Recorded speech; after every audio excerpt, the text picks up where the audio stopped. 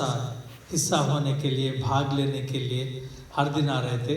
और 2 दिन पहले ऐसा आने के बाद हम यहाँ से निकल पड़े। जाते वक्त वो रास्ते पे बहुत सारे व्हीकल्स रुक गए थे। हमने अचंभ हुआ, क्या है, बहुत सारे व्हीकल्स रुक गए थे ऐसा।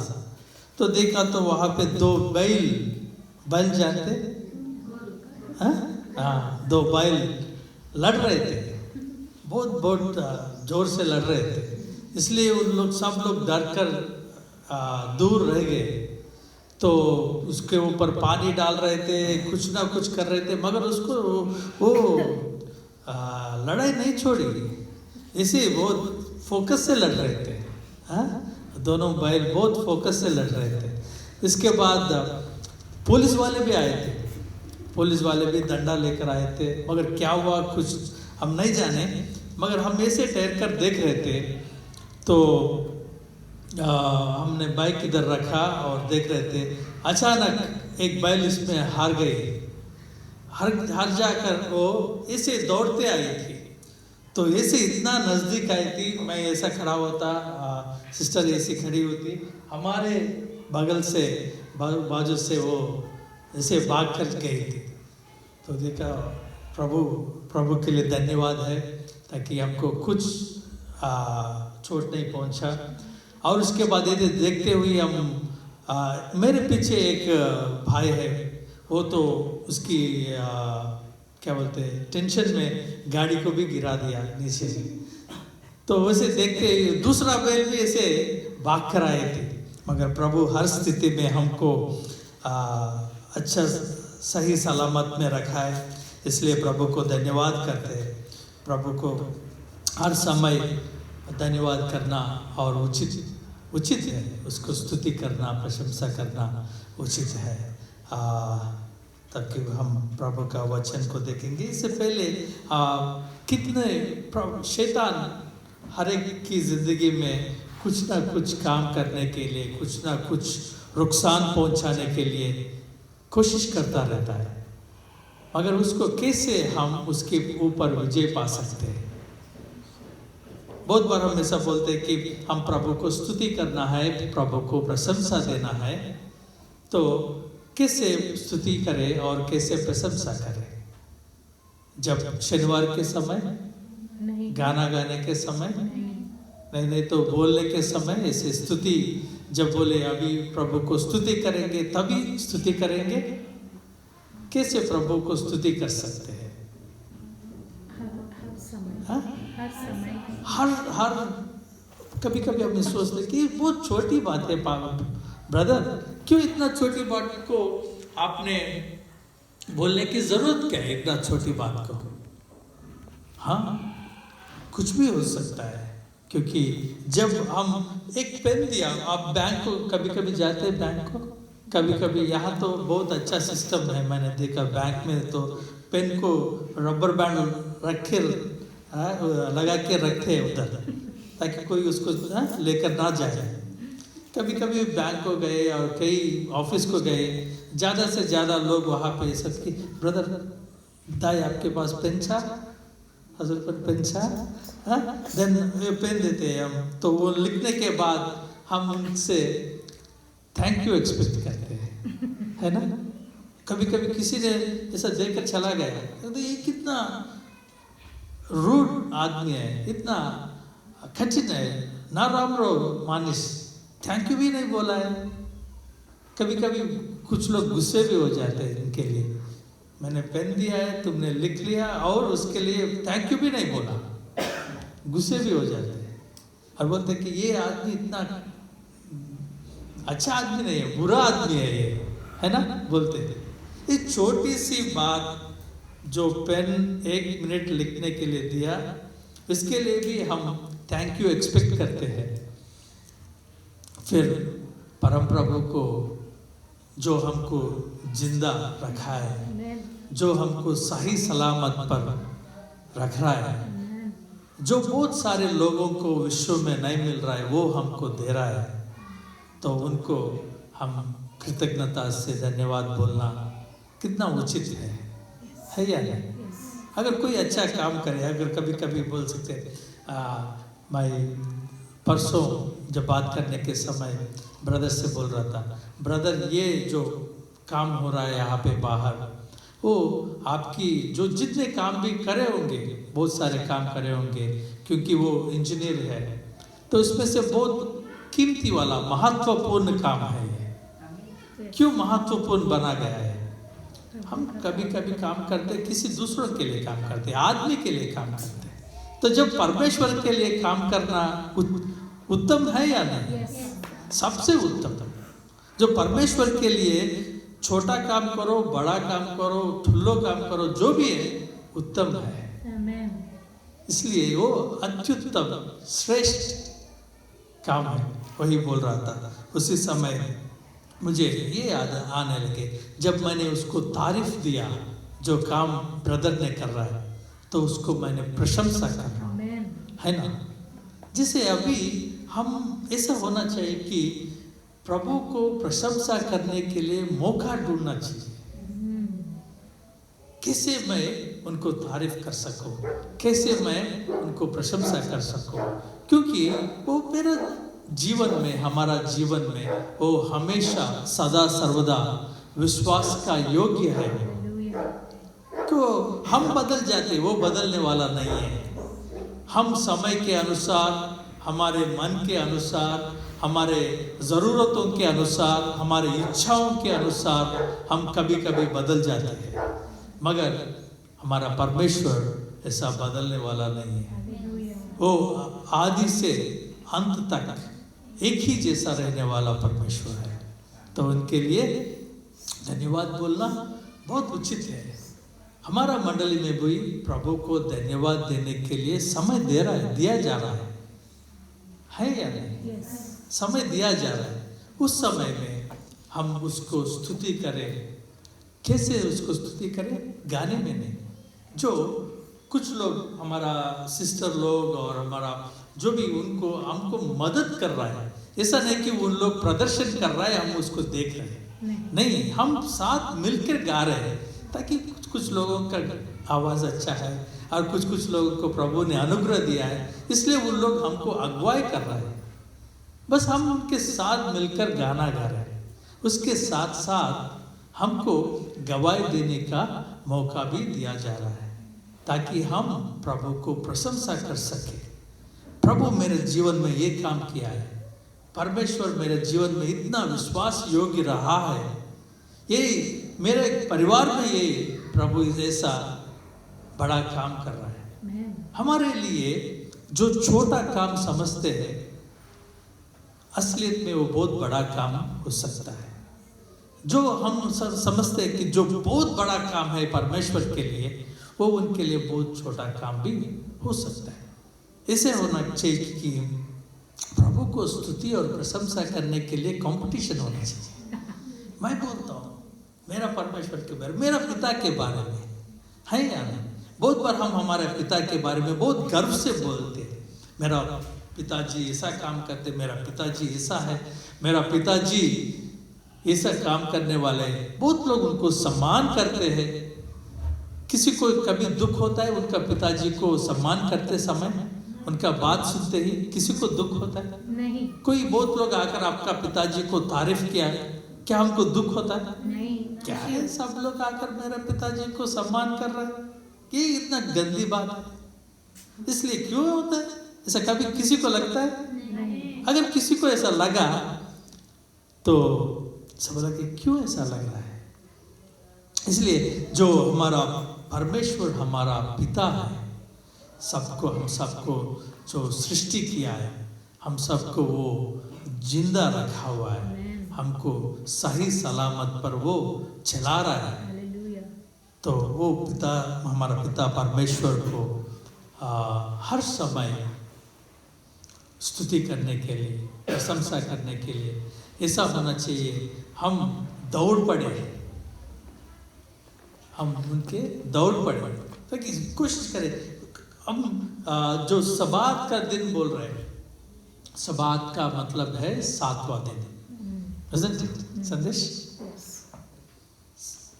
7वां दिन, उनकी कैलेंडर में 7th डे जो भी है, मगर उनके पहले ही जब ऐसे हमारा शुक्रवार के सुबह प्रार्थना हो रही है, वो प्रार्थना हमकी तैयार होने का प्रार्थना है, ताकि हम प्रभु का उपस्थिति में आने के लिए, तैयार होने के लिए, पहले ही प्रिपेयर होने के लिए प्रार्थना है। वैसे ही जब हम उपस्थिति में आने के लिए हम पहले ही तैयार होना चाहिए। मैं कैसे परमेश्वर के पास, मेरा छोटी बेटी मतलब अर्पण, वो पैसा नहीं है, मैं कैसे बेटी लेकर परमेश्वर की उपस्थिति में जा सकता हूँ? मैं कैसे स्तुति लेकर परमेश्वर के पास जा सकता हूँ? मेरा बेटी को ठीक तरीके से मैं तैयार करके, जो उनको गवाही देने के लिए, जो पिछले हफ्ते में, पिछले महीने में, पिछले साल में, जहाँ जहाँ कभी कभी कुछ नहीं मिला मेरे जीवन में, सुबह से शनिवार तक कैसे खा रहा हूँ, पी रहा हूँ, जी रहा हूँ, ठीक है, कुछ संगठना नहीं हुई है, तो फिर भी आकर बोल सकते मैं जिंदा हूँ, इसलिए प्रभु को धन्यवाद है। हालेलुया। कभी कभी ऐसा हो, अगर किसी को हमको मन है तो उसको तारीफ देने के लिए, दूसरों के लिए भी हम धन्यवाद कर सकते हैं। जैसे कि मेरा भाई को, मेरा दोस्त को ऐसा हुआ है, परमेश्वर उसकी जिंदगी में विश्वास योग्य रहा है, इसलिए हम भी उनके साथ मिलकर प्रभु को प्रशंसा कर सके। हालेलुया। क्योंकि हमारा परमेश्वर ये सर्वशक्तिमान, अनुग्रहकारी, दयालु, हमको सदा सर्वदा प्रेम करने वाला परमेश्वर है। उसका प्रेम हमारी स्थिति से बदलने वाला नहीं है। उनका प्रेम हमारी योग्यता से बदलने वाला नहीं है। हर एक आदमी इस संसार में, विश्व में हर एक आदमी, हम प्रेम का योग्य नहीं है, क्योंकि हर एक पाप करके परमेश्वर को चोट पहुंचा है, फिर भी वो उनकी प्रेम में कुछ कमी नहीं किया है। हालेलुया। तो छोटी सी वचन हम अध्ययन करेंगे, प्रार्थना करेंगे, प्रभु का उद्देश्य हम जान जाएंगे। पहला कुरिन्थी 1 अध्याय 18 पद।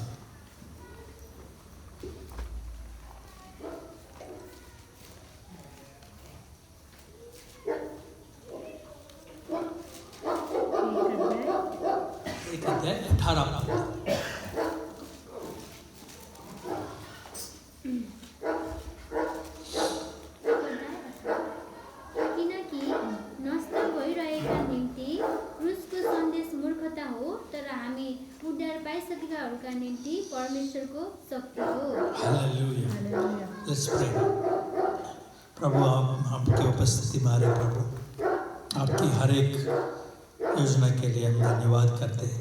आपकी उपस्थिति में आने के लिए, हमको दिया गया ये मौका के लिए हम धन्यवाद करते हैं। प्रभु हमसे बात कीजिए। प्रभु पवित्र आत्मा, ये समय आपके हाथ में सौंप रहे।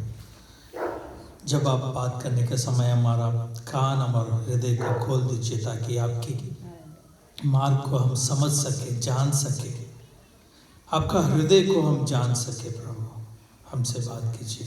ये सारी प्रार्थना विनती यीशु मसीह का नाम पर मांगते हैं, आमीन आमीन। ऐसा लिखा है कि यहाँ पे जो क्रूस के बारे में 2 जने का ग्रुप है यहाँ पे, इसमें एक ग्रुप को ये पसंद लगता है, दूसरा ग्रुप को ये पसंद नहीं लगता।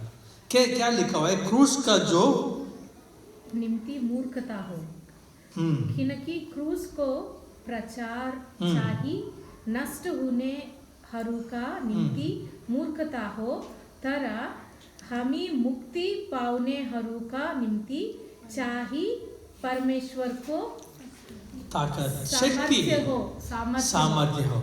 यहाँ पे ऐसा लिखा है कि क्रूस के बारे में, क्रूस का प्रचार कुछ लोगों को ये मूर्खता जैसा लगता है और कुछ लोगों को ये परमेश्वर का ताकत जैसा लगता है। क्यों? अभी ये क्रूस का प्रचार क्या है?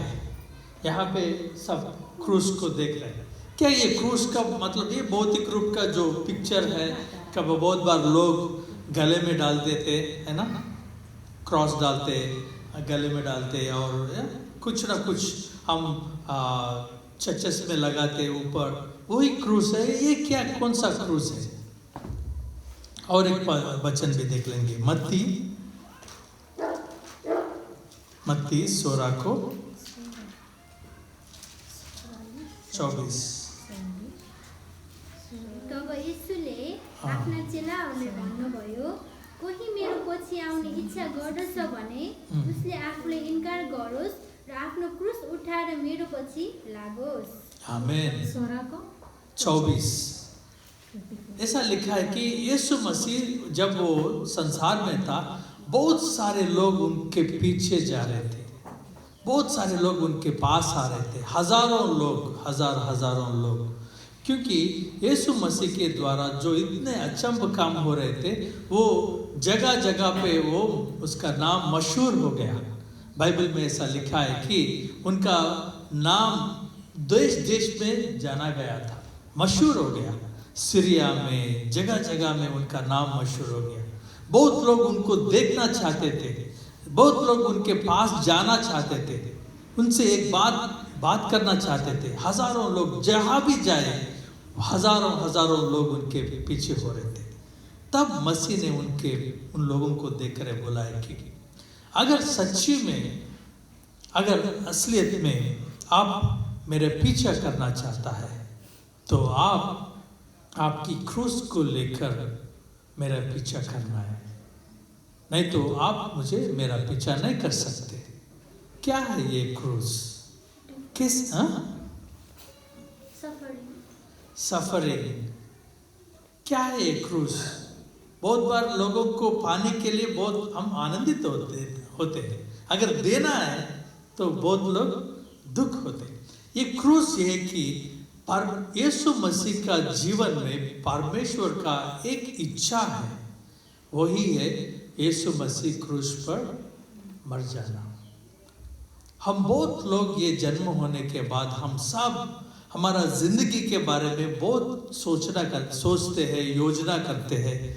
ऐसा कोई भी मेरा बेटा ऐसा हो, ये इंजीनियर बने, ये डॉक्टर बने, ये कुछ बिजनेसमैन बने, ये काम करे, ऐसा करे। सब हमारा सारी योजना हमारे जीवन के लिए, जीने के लिए है।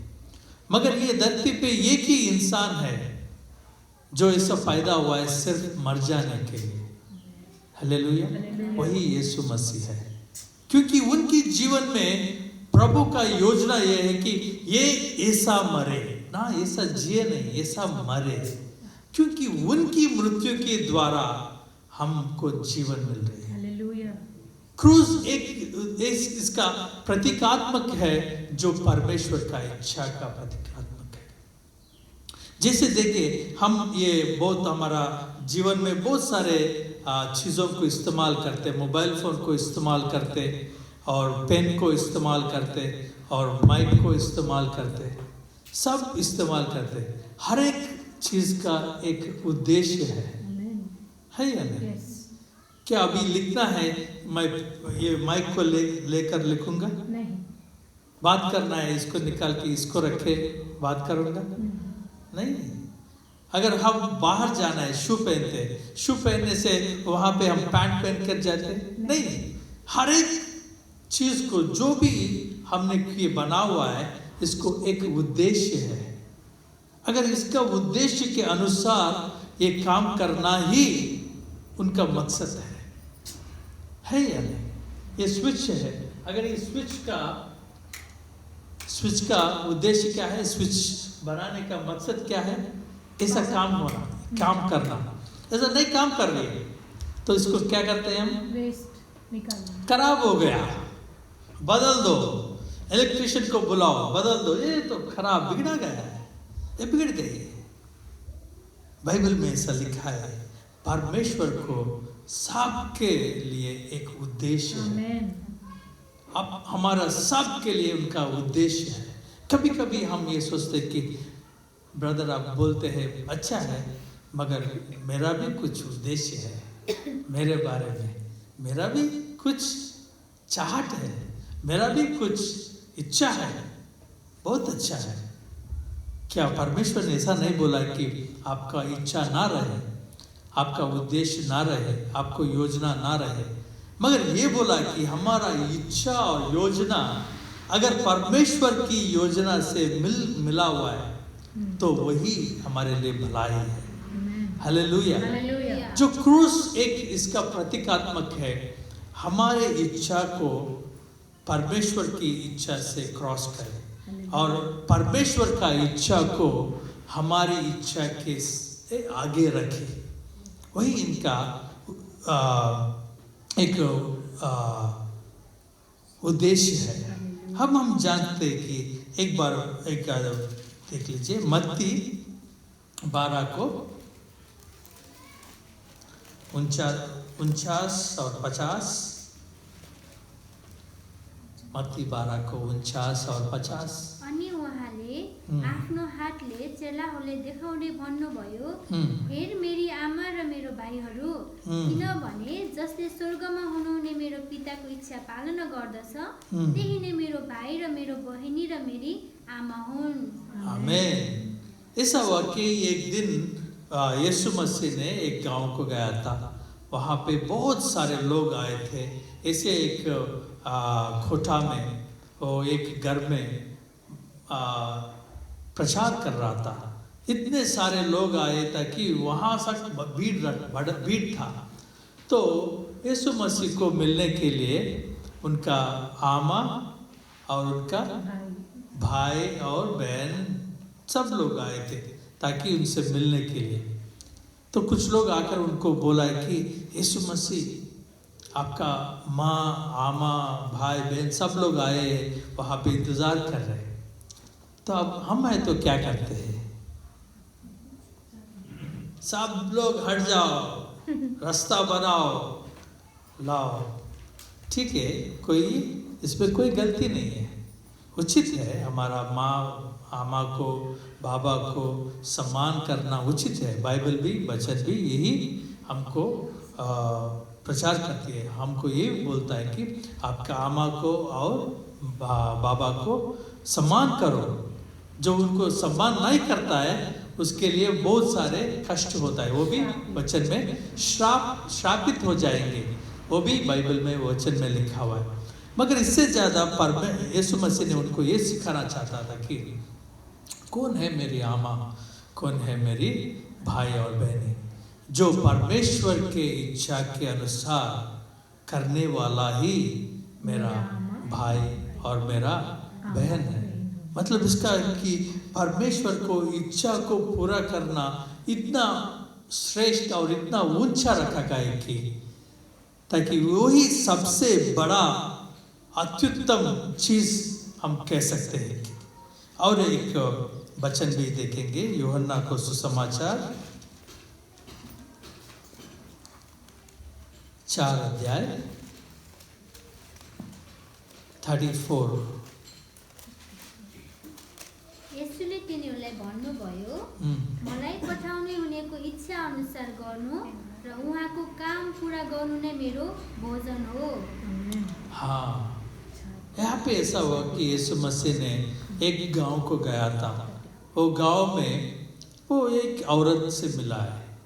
ये औरत से सब उनकी छेला लोगों है, उन लोगों को दूसरे गांव को भेज दिया। दूसरे गांव को भेज दिया कि तो कुछ खाने के लिए सामान खरीद कर आए। तो यीशु मसीह अकेला था। तो वहाँ पे एक कुआ वेल को क्या बोलते हैं? कुआ ही बोलते ना, किनार। वो कुआ के सामने वो नज़दीक बैठा हुआ है। तो एक औरत आई थी, उससे बातचीत करने लगा। वो बातचीत करने के बाद वो वो एक स्त्री तो औरत है। वो बातचीत करने के बाद इस छेला लोग ने आए थे, बोला कि यीशु मसीह आपके लिए मोमो लाए, चिकन लाए, ब्रेड लाए, सब कुछ लाए, खाएंगे अभी। बोला कि मैं नहीं खा रहा हूँ। उन लोग परेशान हो गए, क्या है, क्यों अभी हमको ये खाना लाने के लिए भेजा है? लाने के बाद ये बोल रहा है नहीं खा रहा है, मेरा पेट भर गया, मैं नहीं खा रहा हूँ, मैं नहीं खाने वाला हूँ, ऐसा बोल रहा है। क्यों, क्या ये औरत ने कुछ दिया है मसीह को? ऐसे सोच रहे थे। तो मसीह ने ऐसा बोला कि परमेश्वर का इच्छा पूरा करना ही मेरा भोजन, मेरा पानी है। हालेलुया। इसका मतलब क्या है? परमेश्वर का इच्छा पूरा करना ही एक आदमी के जीवन का सबसे महत्वपूर्ण चीज होना चाहिए। वही उसको चलाने वाला चाहिए। भोजन और पानी किस लिए? हमारा जीने के लिए, है ना। हमारा जीने के लिए हम भोजन खाते और पानी पीते। शनिवार के समय मैं सरलाई में उस दिन गया था, कुछ दिन पहले।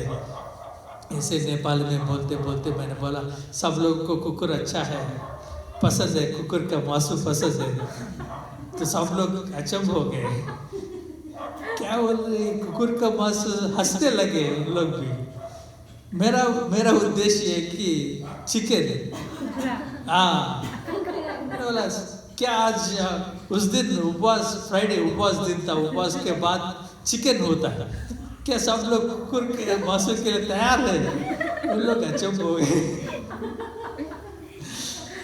ऐसे सोच रहे कि क्या बोल रहे पास्टर जी, कुकुर को यहाँ पे नेपाल में नहीं खाते। बोला चिकन, तो बोले चिकन कुकुरा है। इसी इसका आज भी शनिवार के दिन कभी कभी हम घर जाने के बाद अच्छा चिकन बना के खाते हैं। मतलब हमको अच्छा तंदुरुस्त रखने के लिए अच्छा खाना खाते, भोजन खाते। परमेश्वर ने ऐसा बोल रहा है कि उनका इच्छा आदमी को जिलाने वाला है। हालेलुया। जिलाने वाला, कोई असली तरीका से जी सके, जीना चाहता है, यही रास्ता है। कोई असली तरीके से उनका जीवन को अगुवाई करना चाहता है तो यही रास्ता है। क्या है ये रास्ता? परमेश्वर का इच्छा को पूरा करना। कभी कभी हम सोचते हैं कि आप तो ऐसे बोलते रहते, शनिवार को आए आप एक हथौड़ी लेकर हमारा सर पे मारते रहते हैं, मगर दुनिया में कितना चीज है देख लीजिए। तो बाइबल में ऐसा लिखा है, यिर्मयाह, आजकल हथौड़ी से काम करना ज्यादा हो गया। सुबह से शाम तक हथौड़ी लेकर इधर उधर घूम रहे हैं। यिर्मयाह 29 को 11 किनभने जुन योजनाहरू मैले तिमीहरूका निम्ति बनाएको छु ती म जान्दछु। प्रभु भन्नुहुन्छ, ती तिमीहरूका उन्नतिको निम्ति हुन्, नोक्सानीको निम्ति होइनन्, तिमीहरूले आशा र भविष्य दिनलाई। आमेन, हालेलुया। यहाँ पे ऐसा लिखा है कि परमेश्वर ने ऐसा बोल रहा है कि मैं जानता हूँ जो आपके बारे में योजना है वो मैं जानता हूँ। वो योजना कभी भी आपकी नुकसान के लिए नहीं, आपकी भलाई के लिए, आपकी उन्नति के लिए, आपकी भविष्य के लिए। वो योजना सर्वश्रेष्ठ योजना है, सबसे उत्तम योजना है। बहुत बार हम ये योजना करते कि मैं ऐसा करूं, वैसा करूं, मैं ये करे तो मैं ऐसा बन जाता हूं, और बहुत सारे लोग भी योजना करते हैं, मगर हम ये नहीं जानते कि 5 साल के बाद क्या होने वाला है। हम ये नहीं जानते कि 10 साल के बाद क्या होने वाला है। हम ये नहीं जानते कि अगर हमको 50 साल आ गया, 60 साल आ गया, 70 साल आ गए, तब क्या होने वाला है। नहीं जानते, कोई नहीं जानता है, मगर हम सिर्फ योजना करते हैं। मगर प्रभु ने ऐसा बोला है कि परमेश्वर ने ऐसा बोला है कि मैं जानता हूँ जो आपकी बारे में जो योजना है मैं जानता हूँ। वो योजना सर्वोत्तम, सर्वोत्तम माने सबसे उत्तम, सर्वोत्तम, और वो आपकी भलाई के लिए है, वो आपकी उन्नति के लिए है। कभी कभी देखने में ऐसा लगता है कि क्या ये इतना पागलपन है, इसलिए वही लिखा है। जो क्रूस का प्रचार कुछ लोगों को ऐसा लगता है कि मूर्खता है। क्या है? कुछ लोग ऐसा होते हैं, हमको ज्ञान है, हमको बुद्धि है, मैंने ये पढ़ा है, मैं तैयार कर सकता हूं मैं क्या बनना। एक दिन एक बार जो मैं मसीह को पूरी तरह से मानने से पहले मैं ये विश्वास करता था कि मानुष अगर कोई पूरी दिल से चाहे सब कुछ कर सकता है जीवन ये विश्व में, सिर्फ मरा हुआ आदमी को नहीं जी सकता, नहीं जिला सकता, मगर सब कुछ कर सकता है। मैं ये तो विश्वास कर रहा था। तो जब परमेश्वर की मसीह को नजदीक आया तब इस मसीह ने एक सवाल पूछा, क्या तुम्हारा हृदय को 5 मिनट रोक के फिर काम करवा सकता है? क्या बोलते हैं हार्ट को? मुट्ठू को ऐसा बोले 5 मिनट तुम थोड़ा रेस्ट ले लो, फिर 5 मिनट के बाद काम करो।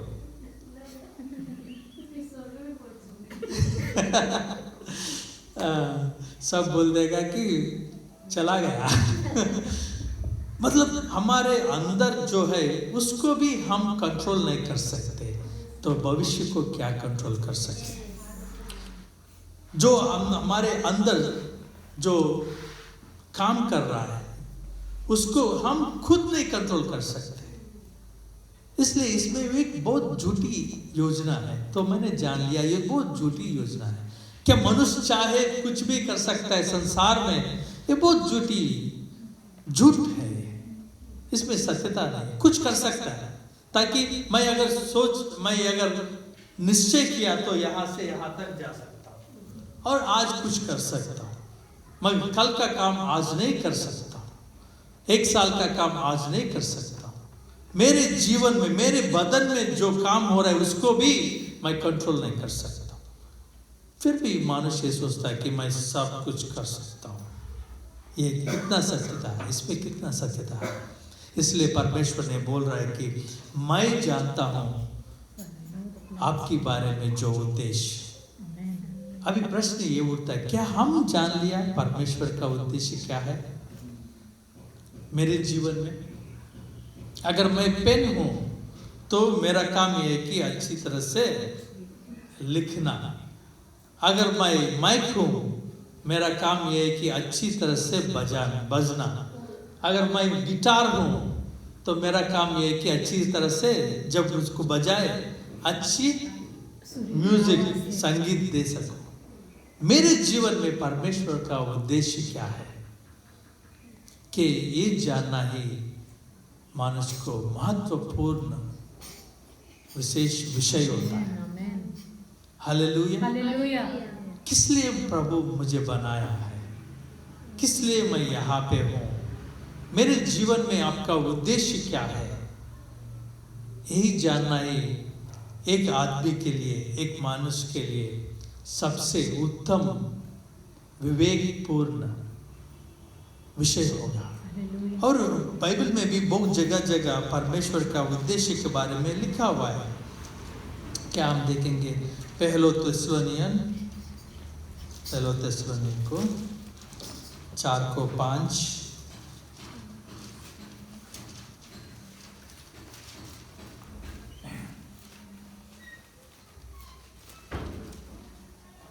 पहलो थिस्सलुनीका 4:5। तिमीहरू सबै ज्योतिका सन्तान र 4:5। ओ सर 4:5। तर परमेश्वरलाई नचिन्ने अविश्वासीहरू जस्तै हाँ। कामुकताको कुवासनामा नबस। उसको अगाडि तिमीहरूमा पवित्रता र आदर साथ आफ्नो निम्ति पत्नी लिनु तिमीहरू प्रत्येकले जान्नु। 4:5। 4:5 इसमें ऐसा लिखा है कि वही परमेश्वर का इच्छा है। तो 5 को में होगा, पहले 5:7 में होगा। हाँ। पढ़ देना। सबै परिस्थितिमा धन्यवाद। वो ठीक है। अच्छा, त्यसमा तिमीहरूको लागि परमेश्वरको इच्छा यही हो। पहिले 5:5 हाँ वो ठीक है। 4:7-5 में वही लिखा है। 4 और 4 पद देख लीजिए। 4:4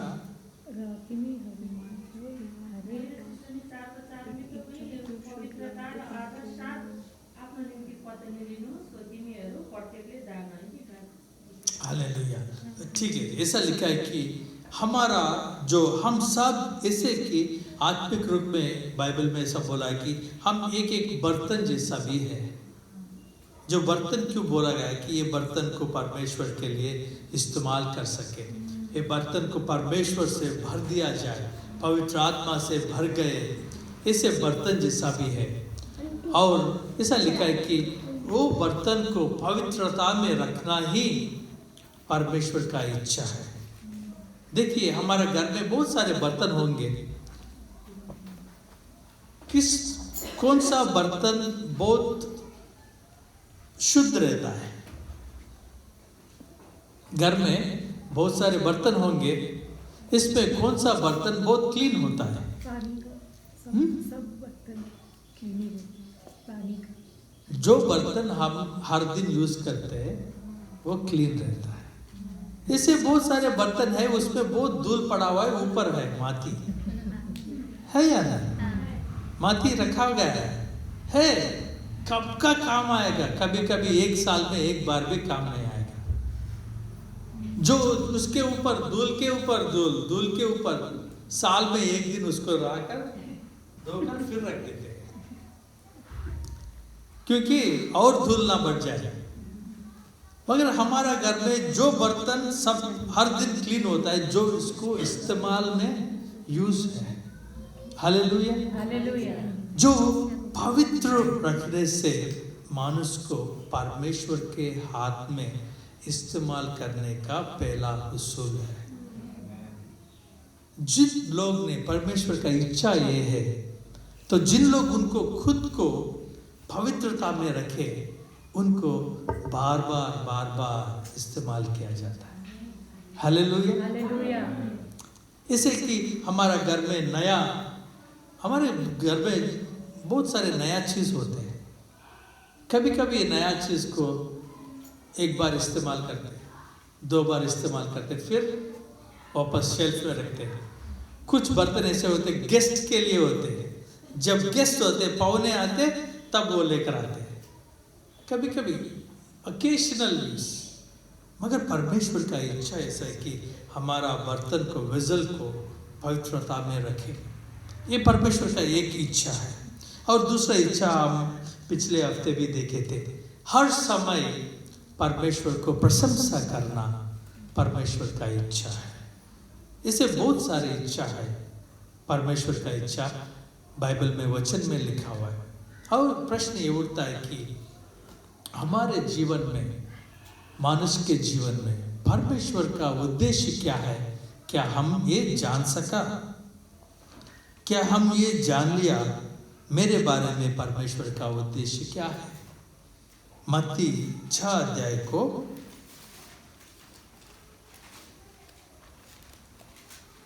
10 पद।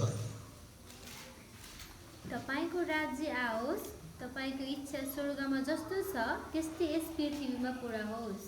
हाँ, यीशु मसीह के पास उनका चेला लोग ने आकर बोला कि ये पूछा कि मसीह हमको कैसे प्रार्थना करें, सिखाइए।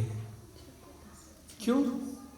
बहुत बार हमारा जो इच्छा, हमारा जीवन ये होता है कि हमारी केंद्रित हो जाता है। केंद्रित करेक्ट, हमारा केंद्रित होता है। मेरे लिए, मुझे, मेरा, हमारा सेंट्रिक हो जाता है। मगर जब परमेश्वर यीशु मसीह के पास चेला लोग आकर पूछा है हमें प्रार्थना करना सिखाइए, परमेश्वर ने ये बोला कि आपका, देख लीजिए वो प्रार्थना में सारे पहले जो लाइन्स होते हैं क्या है, इसके किसके बारे में? परमेश्वर आपका नाम को महिमा होस, आपका राज्य आउनु होस, आपका नाम प्रशंसा गर्नु। हाँ, किसके बारे में? वो सब हमारे बारे में नहीं, उनके बारे में। तो इसलिए यीशु मसीह ने ऐसा बोला कि मत्ती 6 को 21-31 देख लीजिए। किनकि जहाँ तिम्रो धन हुन्छ त्यही तिम्रो मन पनि हुन्छ। No. 31. यस कारण यसकारण के खाउला, के पिउला, के पहिरौला भनेर फिक्री नगर। 33 तर पहिले उहाँको राज्य र उहाँको धार्मिकताको खोजी गर र यी सबै थोक तिमीहरूका निम्ति थपिनेछन्। आमेन। अभी परमेश्वर हमारा सारे योजना किसके बारे में होते हैं? हमारे बारे में, हमारा परिवार के बारे में, हम क्या करें, कैसे आगे बढ़े, क्या कैसे सक्सेस सफल हो जाए। बहुत सारी योजना होते हैं, इसमें कुछ अच्छे योजना होते हैं, कुछ बुरा योजना भी होते हैं। बुरा योजना भी सोचते हैं हम इतना अच्छा नहीं है या नहीं? मैं कभी कभी ये सवाल पूछता हूँ कुछ मंडलियों में, कोई घमंडी है तो हाथ उठाइए। बहुत बार लोग हाथ नहीं उठाते। और किसी को हम जाकर बोले आप घमंडी है, तो बोला कि मैं घमंडी हूँ, मैं दिखाऊंगा कौन घमंडी है। हम नहीं मानते, हम ये नहीं मानते कि हम थोड़ा अच्छा नहीं है, हम ये नहीं मानते। हम ये सोचते कि हम सर्वोत्तम, मगर सर्वोत्तम मसीह से जब हम कनेक्ट होते तभी हम सर्वोत्तम बन सकते। उनके बिना हम सर्वोत्तम नहीं बन सकते। ऐसा नहीं कि कभी कोई भी सर्वोत्तम नहीं बन सकता, ऐसा कभी भी नहीं है। हम सर्वोत्तम जरूर बन सकते, मगर इसके लिए एक हुसूल, एक नियम है। उसका नियम है, अगर ये बल्ब जलना है तो उसको बिजली से कनेक्ट होना जरूरी है या नहीं? जब तक हम परमेश्वर से कनेक्ट नहीं हुए तो ऐसा ही रहेगी। अगर जो कनेक्ट हो गया तो करंट नहीं है, तो तब वो जल जाएगी। इसलिए हमारा योजना, जो सारी योजनाओं के बारे में प्रभु ने बोल रहा है कि सबसे महत्वपूर्ण चीज है कि तुम पहले किसके लिए खोजे, किसके लिए योजना करें? परमेश्वर का राज्य के बारे में योजना करो, परमेश्वर का राज्य को खोजो, परमेश्वर का धार्मिकता को खोजो, तब ये सब मिल जाएगा। ये क्या है? ऐसा है कि मुझे जॉब चाहिए, तो तुम परमेश्वर का राज्य के बारे में खोजो, तब तुमको जॉब मिल जाएगी। समझ में आ रहा? इसका एक नियम है, प्रिंसिपल है, ये प्रिंसिपल है। जैसे ऐसा हम समझ सकते कि हम परमेश्वर के बारे में योजना करें, वो हमारे बारे में योजना करेगा। हम परमेश्वर के राज्य के बारे में योजना करें, वो हमारे जीवन के बारे में भी उनका योजना को पूरा करे। इसलिए पहलो, ऐसा क्या है, ऐसा पे लिखा है, पहलो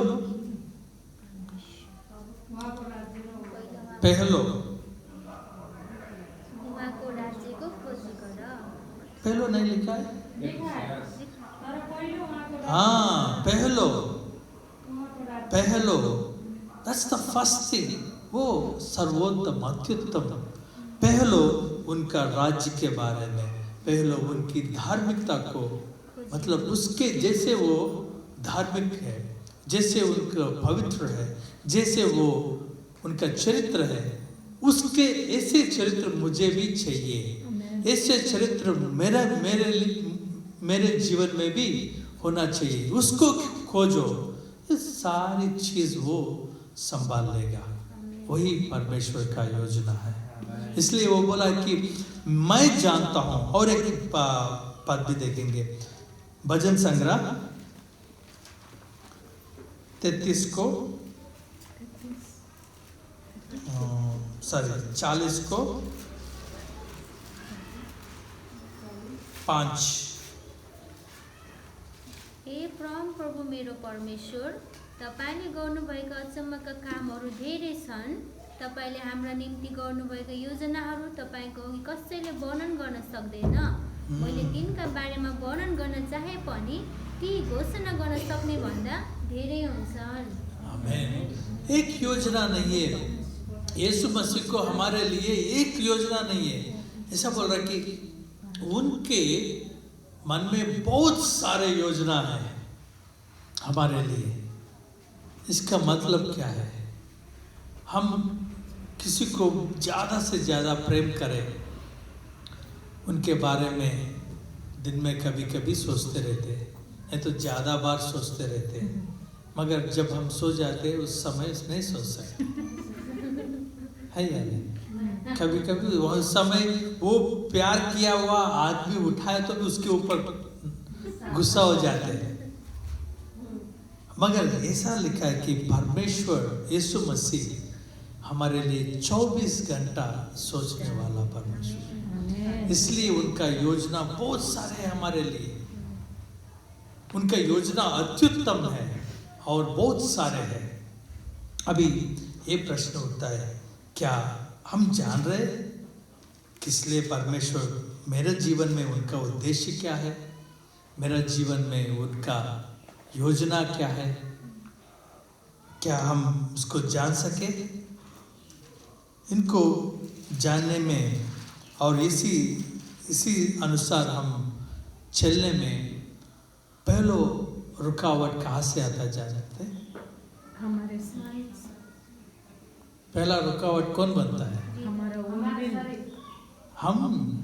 इसलिए बोला हम ही उनके विरोध में खड़े हो जाते हैं कि नहीं, मैं ये करना चाहता हूँ, नहीं मेरा इच्छा ये है, परमेश्वर वही पकड़ कर मैं उसको, हम यीशु मसीह के पास जाते, बोलते कभी कभी ये बोलेगा कि तुम ये छोड़ो, तुम्हारे भलाई के लिए ये अच्छा नहीं है, तुम ये छोड़ो। हमें नहीं नहीं नहीं नहीं छोड़ूंगा मैं, इसके साथ साथ मुझे सब कुछ दे दो। कभी एक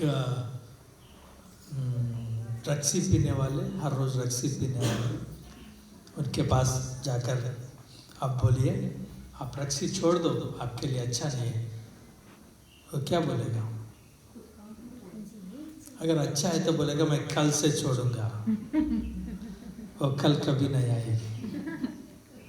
सर ठीक है ब्रदर, मैं कल से छोड़ूंगा, और कल कभी नहीं आएगी। बहुत बार हम भी ऐसे होते कि परमेश्वर ने जब हमको कुछ उनकी उद्देश्य बोले, हम बोले कि हम कल से करेंगे। कभी परमेश्वर बोला आप सुबह उठकर मेरे लिए जो प्रार्थना में बैठो, ठीक है आज बहुत थक गया, कल से, फिर कल से, फिर कल से, कल से, कल से। इसका मतलब हमारा योजना जानना, परमेश्वर का योजना जानना इतना उत्तम है, उसको आज्ञाकारी रहना और उत्तम है, और उत्तम है। क्रूस इसका प्रतीकात्मक है। ये यीशु मसीह का जीवन में परमेश्वर का उद्देश्य का प्रतीकात्मक है क्रूस, और उसको पालन करने के लिए उनका सारे जिंदगी को यीशु मसीह ने ऐसा बनाया है कि ताकि वो योजना से बाहर ना जाए, वो इच्छा को ना पूरा करने से विफल हो जाए, वही डर रहा था। बहुत बार ऐसा लोग गेत्सेमने बगीचा में परमेश्वर का, यीशु मसीह का प्रार्थना देखकर कुछ लोग ऐसा सोचते हैं कि वो क्रूस पर जाने के लिए डर रहा है। नहीं, उसका ये है उनका सबसे बोझ, और उनका सबसे डरने का चीज ये कि क्या मैं ये योजना से बाहर जाऊं। कभी सोच में, कामों में, हमारा क्रिया में, इसमें से अगर मैं दिक्कत करे तो क्या होगा। इसलिए परमेश्वर का योजना, क्रूस परमेश्वर का योजना का प्रतीकात्मक है, और हम जान लिए ठीक है ये मेरे लिए ये परमेश्वर का योजना है, जान लिया है। मगर उसको हमारा जीवन में पूरा होने के लिए हमारा इन्वॉल्वमेंट की ज़रूरत है। हम आज्ञाकारी रहना ज़रूरत है। इसलिए सुसमाचार में बहुत बार ऐसा लिखा है कि वचन को पूरा करने के लिए यीशु मसीह ऐसा किया, वचन को पूरा करने के लिए, अगमवाणी को पूरा करने के लिए, और जो भी वचन लिखा है उसको पूरा करने के लिए वो ऐसा किया है। तो अब देखिए, यीशु मसीह ने बोला कि अगर कोई मेरा पीछा करना चाहता है तो ये क्रूस को उठाइए। को क्या है ये क्रूस?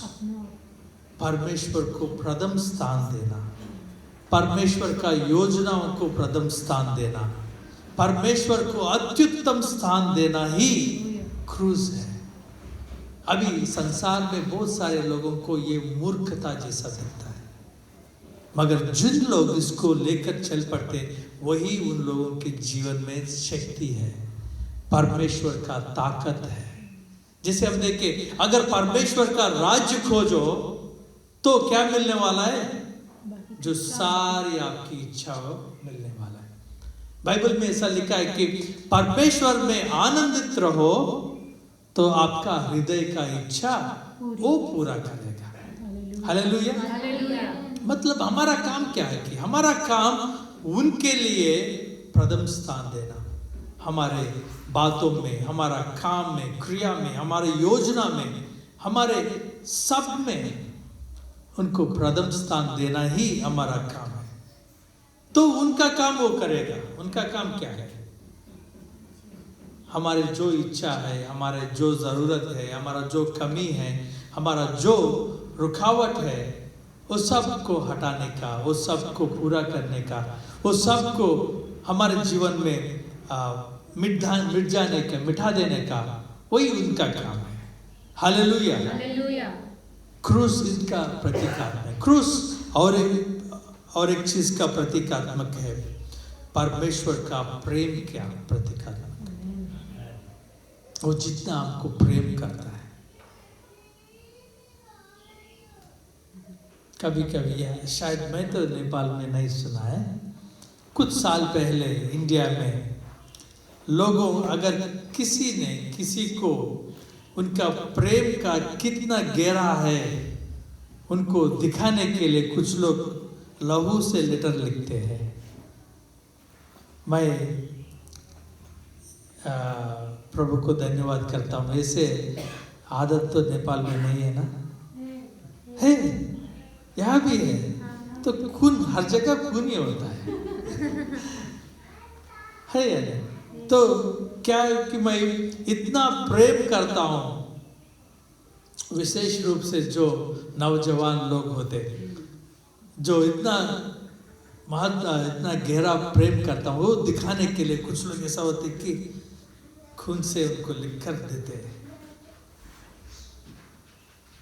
परमेश्वर यीशु मसीह ने उनका प्रेम हमको दिखाने के लिए उनका पूरा खून को बहाया था।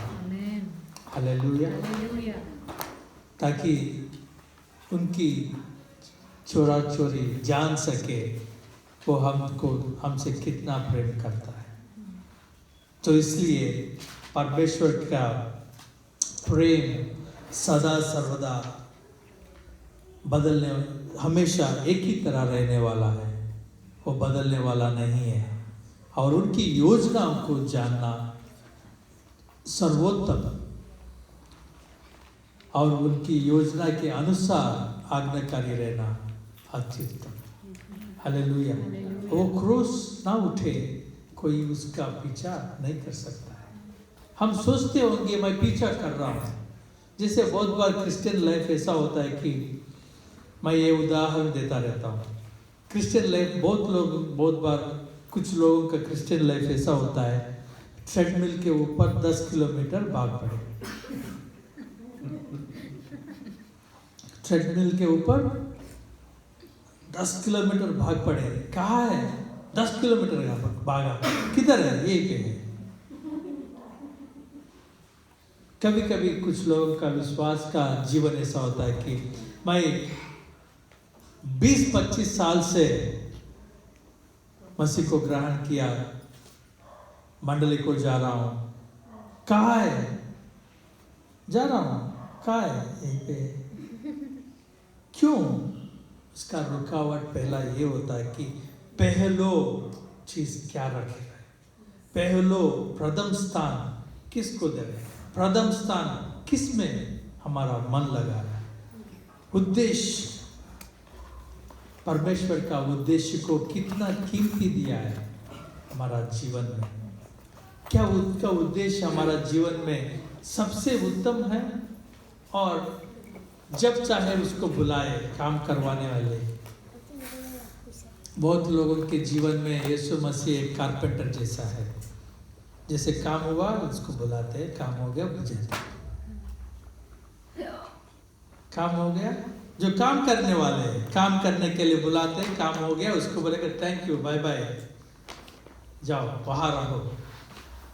जब हम इसे नहीं, वही परमेश्वर का राज्य को खोजना, परमेश्वर का राज्य को खोजना का मतलब है परमेश्वर को, यीशु मसीह को हमारे जीवन में राजा जैसा रखना, राजा जैसा रखना, वही राज, उसकी राज में रखना, उसकी राज में जीना। राणा शासन, अभी राणा नेपाल में नहीं है, मगर हमारा जीवन में तो राणा है। हालेलुया।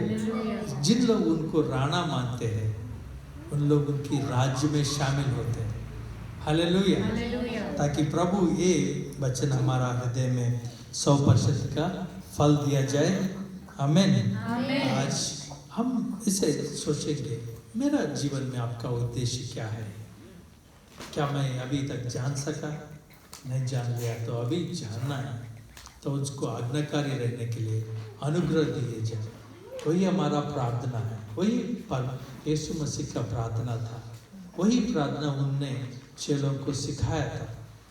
जैसे आपका योजना पूरा हो, आपका इच्छा पूरा हो, आपका उद्देश्य पूरा हो, जैसे स्वर्ग में हुआ है वैसे यहाँ पे हो जाए। हालेलुया।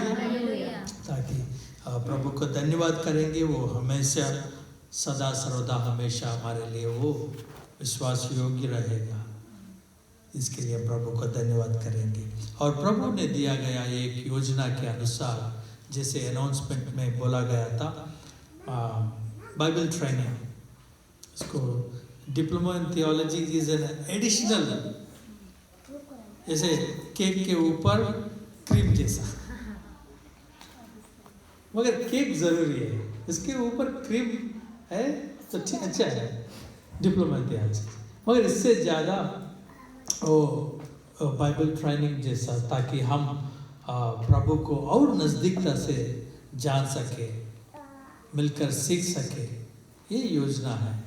और मैं ये अनुरोध करता हूँ, आपसे विनती करता हूँ, तो जो भी हमारा मंडली में जगह जगह प्रभु का सेवकाई में शामिल हो रहे हैं, ये उचित है, ये आप भी ये इसमें ट्रेनिंग में आ जाए, ताकि हम सब मिलकर और नज़दीक जाने के लिए कोशिश करें, और जानने के लिए कोशिश करें।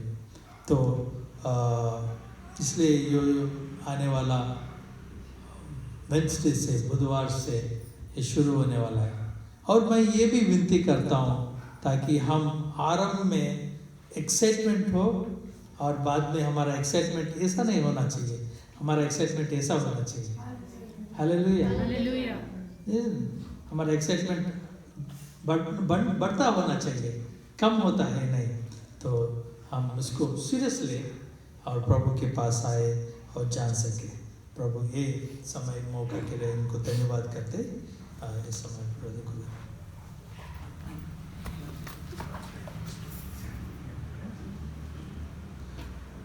प्रार्थना करेंगे।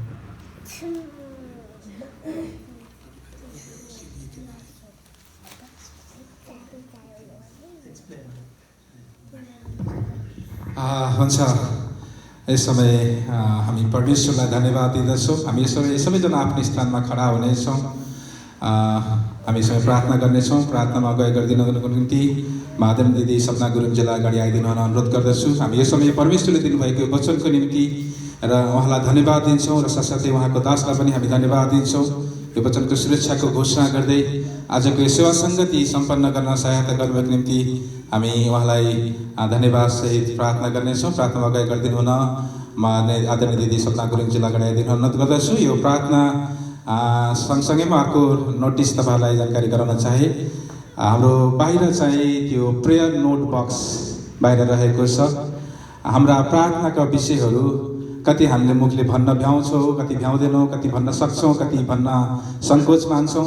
ती सबै प्रार्थनाको विषयहरूलाई हामीले लेखेर त्यहाँ राख्न सक्नेछौँ र वचनको सेवा गरेपछि हामी ती प्रार्थनाको विषयहरूमा आउँदा दिनहरूमा आराधनाकै सेवाकै दिनमा पनि प्रार्थना गर्नेछौँ र व्यक्तिगत दिनमा पनि प्रार्थना गर्नेछौँ। तसर्थ तपाईँहरूका प्रार्थनाको विषय आउँदा दिनमा अनि शनिबार ल्याएर त्यहाँ राख्नुपर्छ भन्ने छैन। जुन कुनै दिन पनि तपाईँ मण्डली आउनुहुन्छ भने त्यो प्रार्थनाको विषय चाहिँ त्यहाँ राख्न सक्नुहुनेछ।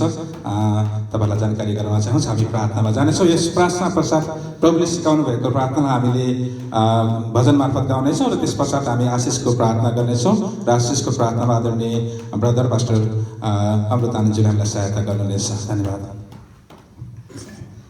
धन्यवाद छ सबैजनालाई पनि प्रभु येशू ख्रीष्टको नाममा जय मसीह। आउनुहोस् हामी यो समय वचनको सुरक्षाको निम्ति र हामी प्रभुलाई यो समय धन्यवादको प्रार्थना दिनेछौँ।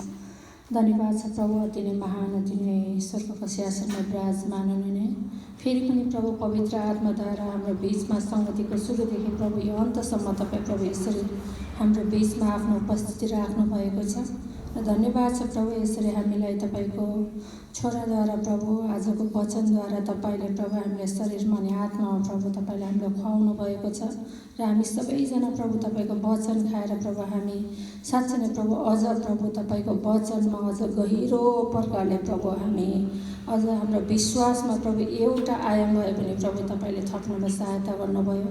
हामी तपाईँलाई धेरै धेरै प्रभु धन्यवाद चढाउँदछौँ।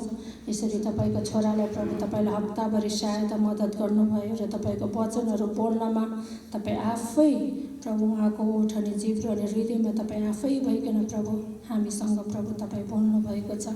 धन्यवाद छ प्रभु, तपाईँको छोराले जुन तोड्नु भएको वचनको उद्देश्य प्रभु हामीले बुझ्ने मौका अवसर पाएका छौँ। साँच्चै नै प्रभु तपाईँले हामीलाई यहीँ भन्नुभएको छ कि पहिला तपाईँको राज्य अनि धार्मिकताको प्रभु हामी खोजी गरौँ। प्रभुजी, हामी धेरैचोटि संसारमा के खाने, के पिउने, कसरी हाम्रो आउने भविष्यको बारेमा हामी धेरै सोध्छौँ, तर हामी यो बिर्सन्छौँ कि प्रभु आज हामीलाई यो संसारमा प्रभु हाम्रो आमाको गर्भमा रच्नुभन्दा अगाडि नै तपाईँले हाम्रो नाउँलाई प्रभु काटेर आज तपाईँले हामीलाई यो संसारमा पठाउनु भएको छ र हाम्रो पहिलो उद्देश्य तपाईँको प्रभु सेवा गर्नु, तपाईँको आराधना गर्नु नै हो। प्रभु आज साँच्चै नै प्रभु तपाईँले आज केवल तपाईँसँग नजिकतामा रहेर तपाईँमा प्रभु सम्बन्ध गाँच्न, तपाईँलाई प्रेम गर्नको निम्ति तपाईँले आज हामी मानव जातिलाई सृष्टि गर्नुभएको प्रभु। तर आज हामी प्रभु धेरैचोटि आफ्नै बारेमा सोचेर तपाईँ सृष्टिकर्ता परमेश्वरलाई प्रभु हामी भुल्दछौँ। हामीलाई क्षमा गर्नुभएको होस् प्रभु। धन्यवाद प्रभु, धन्यवाद छ। यसरी तपाईँको वचन हामीले खाएर प्रभु यसलाई हामी सधैँ हाम्रो दिनको जीवनमा प्रभु हामी यसलाई पालन गर्न सकौँ। प्रभु हाम्रो हप्ताभरिको जीवनमा प्रभु हाम्रो जियाइमा तपाईँ प्रभुले सहायता मद्दत गर्नुहोस्, किनभने हामी शरीरमा छौँ अनि हामी संसारमा छौँ र शैतानले प्रभु हामीलाई दिन प्रतिदिन सेकेन्डमा प्रभु हामीलाई परीक्षा हेर्नु प्रभु, त्यसले हामीलाई धेरैचोटि उभ्याउँदछ र धेरैचोटि प्रभु हामी ती परीक्षाहरूमा लड्दछौँ र प्रभु हामी तपाईँको विरुद्धमा पापहरू गर्दछौँ। तर पनि प्रभु हामी अविश्वासी भए तापनि हामी साँच्चै नै प्रभु तपाईँ विश्वासयोग्य परमेश्वर हुनुहुन्छ, जसले हामीले गरेका पल पलका पापहरूलाई पनि बिर्सेर हरेक दिन तपाईँको नयाँ अनुग्रह प्रेममा प्रभु हामीले डोराउनु भएको छ। हामी तपाईँलाई हाम्रो हृदयदेखि धेरै धेरै धन्यवाद चढाउँदछौँ।